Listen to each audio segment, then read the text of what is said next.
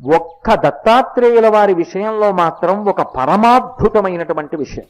నిజంగా దత్తాత్రేయుల వారి చరిత్రలో వారు చెప్పినటువంటి ఆ ఉపాఖ్యానం కానీ ఎవరైనా మనసులో గట్టిగా పట్టుకోగలిగితే వారి జీవితం ఉత్తర క్షణం మలుపు తిరిగిపోతుంది. అసలు అంత అద్భుతమైన విషయాన్ని ఒక్క దత్తాత్రేయుల వారి చరిత్రలో తప్ప వేరొక చోట ఆవిష్కరించబడలేదు అని నాకు అనిపిస్తుంది. ఒకప్పుడు వారు అవధూత సంప్రదాయంలో నేల మీద దిగంబరుడై పడున్నారు. ఆయన ఒక అరణ్యంలో నేల మీద పడుకుని ఉన్నారు.